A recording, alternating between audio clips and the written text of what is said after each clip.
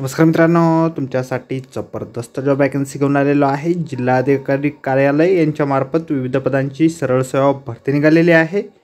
पगार तुम्हाला या ठिकाणी 15,000 ते 1,22,800 रुपयाच्या दरम्यान पोस्ट वाईज या ठिकाणी दिला जाईल। ऑनलाईन पद्धतीने अर्ज तुम्हाला करायचे आहेत। अर्ज करण्याची शेवटची तारीख 12 एप्रिल 2024 या ठिकाणी आहे।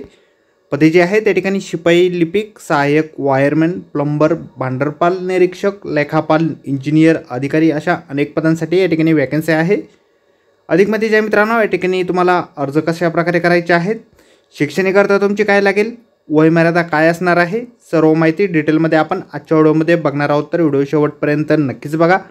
त्याचबरोबर मित्रांनो, आपण जर आपल्या रॉयल कॉर्नर यूट्यूब चॅनलवरती जर नवीन असाल तर आपल्या रॉयल कॉर्नर यूट्यूब चॅनलला सबस्क्राईब करावं, बेल आयकॉन दाबायला विसरू नका। असेच नोकरी संदर्भातील नवीन अपडेट्स आपल्याला मिळत राहण्यासाठी। तर सुरू करूया मित्रांनो आजचा व्हिडिओ। तर मित्रांनो, आपण आलेलो आहे जिल्हाधिकारी कार्यालय धाराशिव यांच्यामार्फत जे ऑफिशियल नोटिफिकेशन निघालेलं आहे श्री तुळजाभवानी मंदिर संस्थान यांच्यासाठी, त्यावरती आपण आलेलो आहे। तर स्टेप बाय स्टेप सर्व माहिती आपण या ठिकाणी बघणार आहोत। तर मित्रांनो, या ठिकाणी सगळ्यात पहिली जी वॅकन्सी आहे सहाय्यक व्यवस्थापक धार्मिक या पदासाठी आहे। मान्यताप्राप्त विद्यापीठाकडील कोणत्याही शाखेची पदवी तुमच्याकडे असेल आणि MSCIT प्रमाणपत्र असेल तर या पदासाठी तुम्ही अर्ज करू शकता। त्यानंतर नेटवर्क इंजिनिअरिंगसाठी मान्यताप्राप्त विद्यापीठाची संगणक अभियांत्रिकीमधील पदवी किंवा समकक्ष अर्हता तुमच्याकडे असणं आवश्यक आहे। त्यानंतर पुढील वॅकन्सी आहे हार्डवेअर इंजिनियर या पदासाठी मान्यताप्राप्त विद्यापीठाची संगणक अभियांत्रिकीची पदवी किंवा समकक्ष अर्हता असेल तर या पदासाठी तुम्ही अर्ज करू शकता। त्यानंतर पुढील वॅकन्सी आहे सॉफ्टवेअर इंजिनियर या पदासाठी, या ठिकाणी देखील संगणक अभियांत्रिकीमधील पदवी किंवा समकक्ष अर्हता तुमच्याकडे असणं आवश्यक आहे।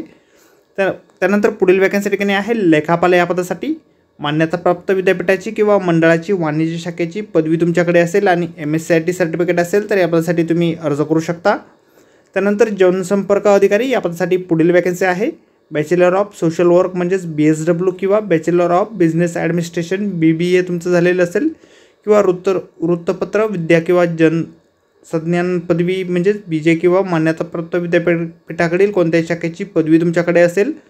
पत्रकारिता पदविका किंवा MSCIT परीक्षा उत्तीर्ण तुम्ही असाल तर या ठिकाणी तुम्ही अर्ज करू शकता।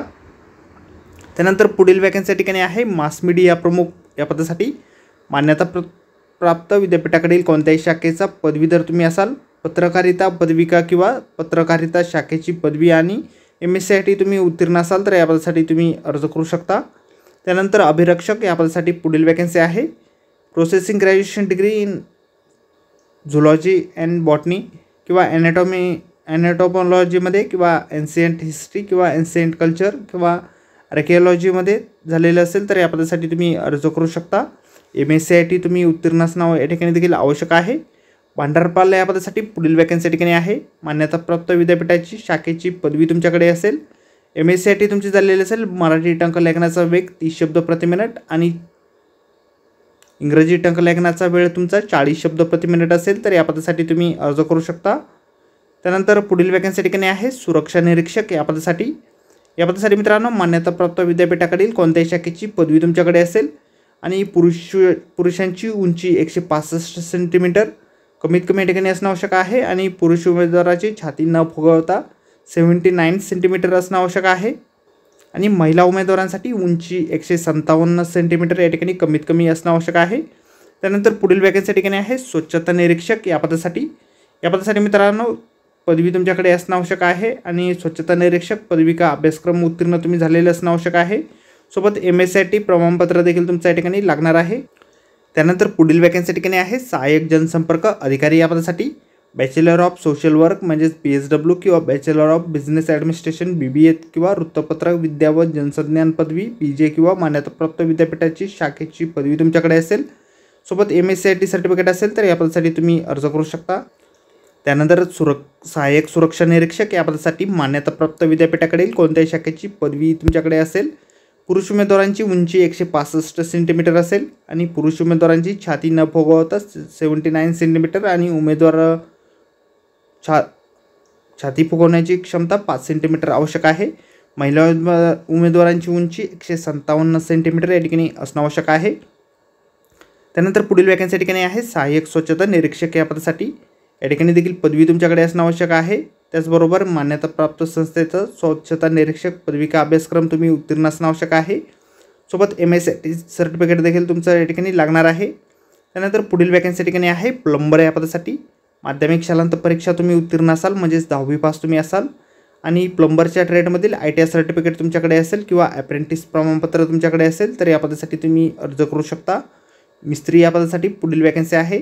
10वी पास तुम्ही असाल आणि संबंधित विषयामध्ये ITI किंवा अप्रेंटिस सर्टिफिकेट तुमच्याकडे असेल तर या पदासाठी तुम्ही अर्ज करू शकता।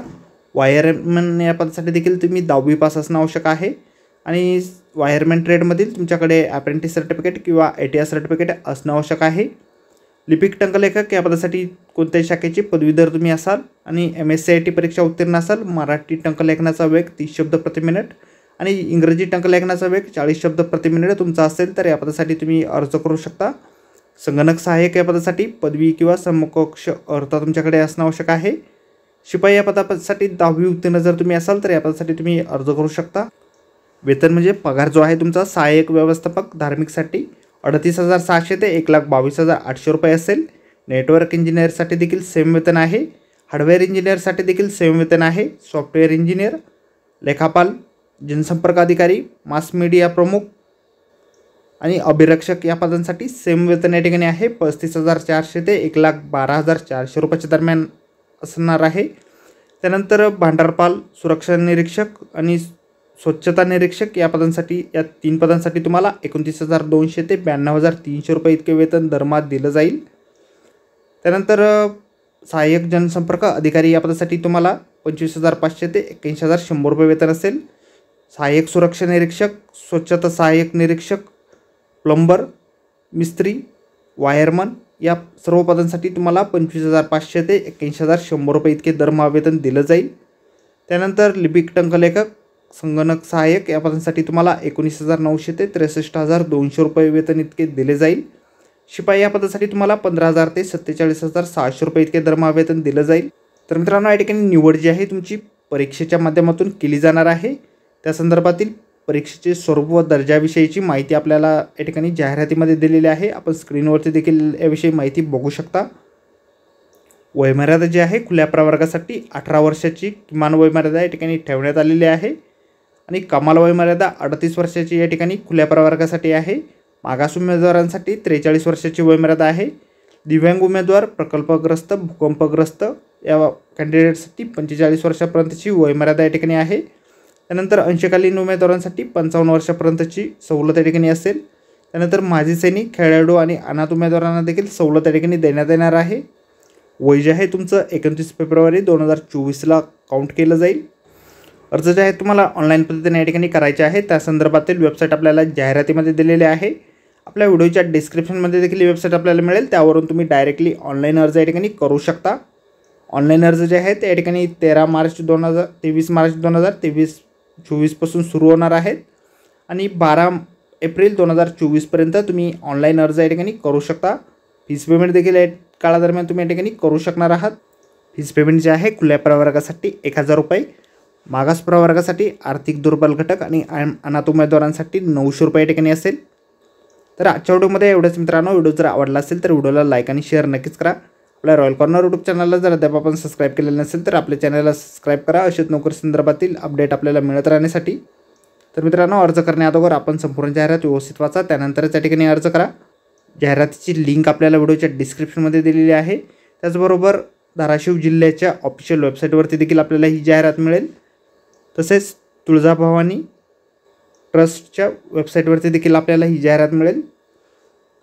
तर भेटूया मित्रांनो नोकरी संदर्भातील अशाच पुढच्या व्हिडिओमध्ये। धन्यवाद मित्रांनो।